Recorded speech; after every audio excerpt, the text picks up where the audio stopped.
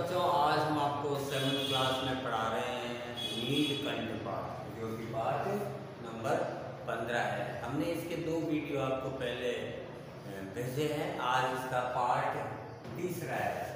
ये पाठ लेखिका महादेवी वर्मा द्वारा लिखित है और हमने इस पाठ में पहले पढ़ा था कि जो मुख्य रूप से जो वहाँ से 2 मोर के बच्चे वो लेकर के आई थी अपने घर में, और जब उसको उसमें रखा था आपने पिंजरे में, तो कई तरह के पशु पक्षी भी उनको बड़ी अजनबी निगाहों से देख रहे थे।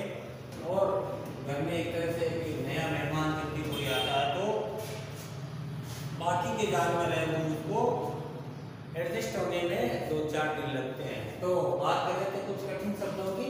चमत्कार का मतलब होता है जादू, धूप छानी का मतलब होता है काली और सफेद, और श्याम श्वेत का मतलब भी काली और सफेद होता है। मंथर का मतलब होता है धीमी, उपयुक्त का मतलब उचित, सहचारिणी का मतलब साथ रहने वाली, लाभांश, नीलांब गिरवा का मतलब होता है नीली आभा वाली, पता का मतलब होता है बच्चों ज्ञात, और कर्ण भेद का मतलब होता है कान छेदना। संरक्षक का मतलब होता है देख रेख करने वाला, नियुक्त करना का मतलब होता है काम पर रखना।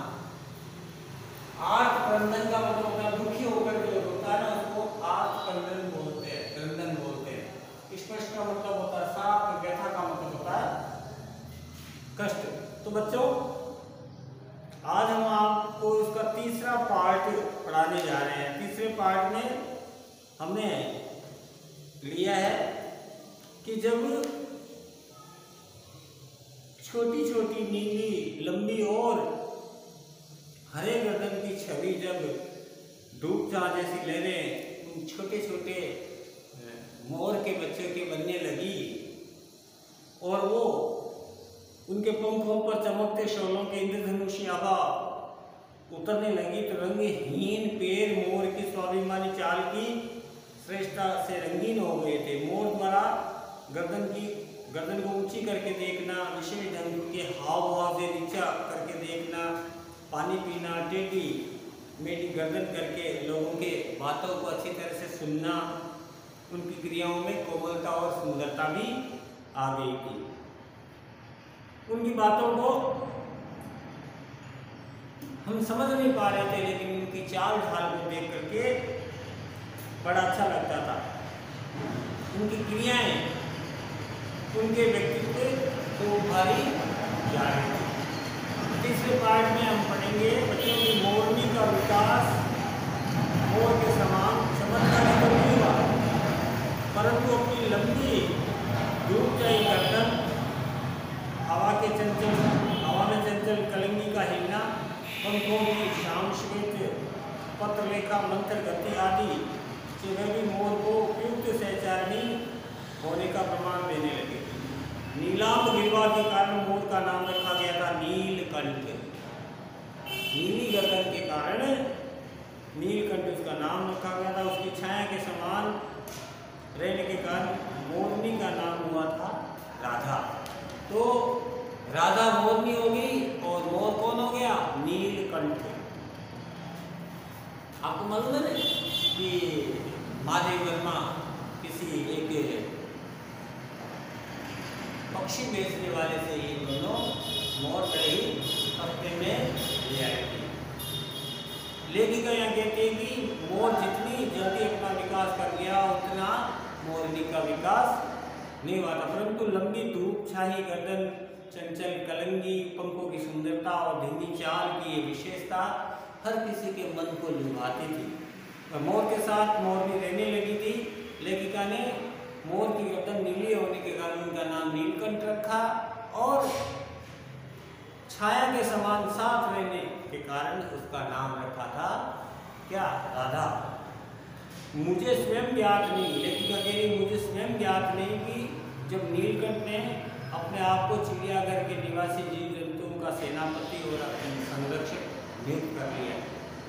सवेरे जब सब खरगोश, कबूतर आदि को सेना के रूप में लेकर के वो आता और दाना हमारे द्वारा दिया जाता और घूम घूम करके मानो वो सबकी रखवाली करता था। किसी ने कुछ गड़बड़ की है तो वो अपने तीखे चंचू प्रहार से उसको दंड देने के लिए भी दौड़ता था। ठीक है ना। यह लेखिका नीलकंठ की जो द्वारा रखे जाने वाले चिड़ियाघर की बात, उसके घर में चिड़ियाघर बनाया था, छोटे छोटे जीव जंतु वहाँ रहते थे। तो धीरे धीरे मोर, वैसे मोर तो हमारे देश का राष्ट्रीय पक्षी है कि नहीं, तो वो अपने आप को हर तरीके से सेनापति के रूप में नियुक्त कर चुका था। खरगोश के छोटे बच्चों को वह चोंच से उसके कान पकड़ करके ऊपर उठा लेता और जब वो अपनी चोंच से उनको ऊपर उठाता था वो आठ क्रम से आवाज करने लगते। कभी कभी उसकी पेनी चोंच से खरगोश के बच्चों का कर्ण वेद संस्कार यानी कान छेदन संस्कार, कर्ण छेदन संस्कार हो जाता था। फिर भी वो कभी क्रोधित होने का अवसर नहीं देते थे। दंड विधान के समान उन जीव जंतुओं के प्रति उनका प्रेम भी असाधारण था। प्राय पर मिट्टी में पंख फैलाकर बैठ जाता और सब उसकी पूंछ और सघन पंखों से छुआछुई का खेल खेला करते थे। लेखक कहते हैं कि खरगोश के छोटे बच्चों को प्रेम पूर्वक वह अपनी पूंछ में पकड़ करके ऊपर बैठा लेता था और खरगोश के बच्चे दुखी होकर चिल्लाने न लगे तब तक उसको लटका रहता था। मोर की चोंच बहुत तेज थी, कभी कभी वह अपनी चोंच से खरगोश के बच्चों को मारना भी था। ऐसा लगता था कि वो उसके कानों को छीन कर रहा है। इतना ही सब कुछ होने के बाद वो दंड के अनुसार सभी जीव जंतुओं के साथ मोर है वो प्रेम का व्यवहार भी करता था। नीलकंठ ने अपने पंख फैलाकर के और सभी घने पंखों के साथ प्रेम का व्यवहार करते थे और ऐसा लगता था कि जिस प्रकार हम छुपम छुपाई का खेल खेलते ना उसी प्रकार वो भी छुआ छुएल का खेल करते थे। सभी में बहुत प्रेम था, उसकी प्रेम उसकी क्रियाओं में दिखाई देता था। बच्चों आगे लेखिका लिखती है कि ऐसा किसी भी स्थिति में एक सांप जाली के भीतर पहुंच गया था। सब जीव जंतु सांप से डर कर इधर उधर छिप गए थे। केवल वह शिशु खरगोश सांप की पकड़ में आ गया था। निकलने के प्रयास में सांप ने उसका आधा पिछला शरीर को मुंह में ले लिया था। शेष आधा बाहर था। उसने चींची का स्वर इतना तीव्र निकाला जितना वो निकाल सकता था, किसी को स्पष्ट सुनाई दे सके। नीलकंठ दूर ऊपर झूले में सो रहा था। उसके कान चौकन्ने थे। उसके चौकन्ने कानों ने उस मंदिर स्वर को व्यथा पूर्वक पहचाना और वह पूंछ पंख समेटकर सर के उस झटके से नीचे आया और संभवतः अपनी सहज चेतना से उसने ये समझ लिया कि सांप के फन पर चोंच मारने से खरगोश घायल हो सकता है।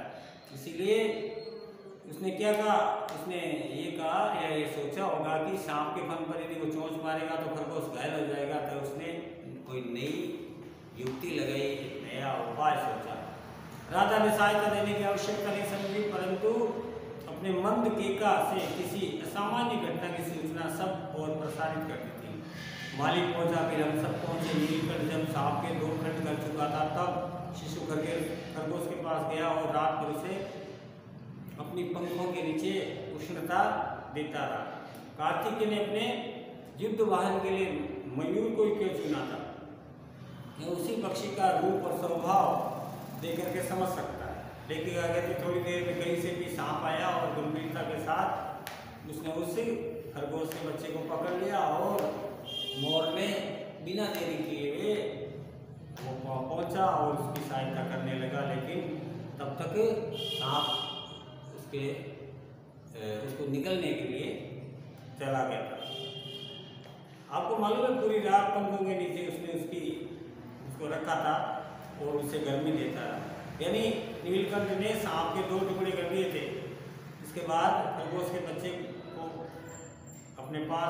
उसके पास गया और पूरी रात उसको अपने पंखों के नीचे गर्मी दे करके वापस जिंदा किया। कहने का मतलब सांप जैसे जहरीले दुश्मनों का मोर काल बन सकता है।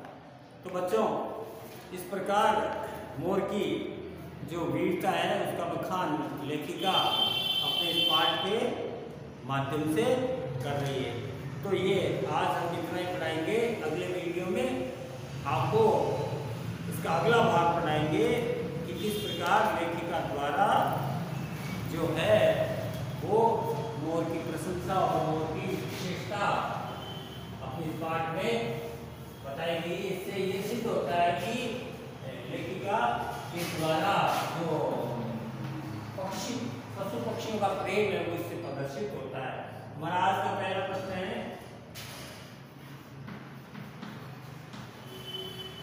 नीलकंठ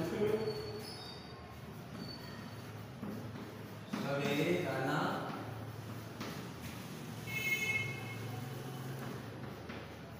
चुगने के लिए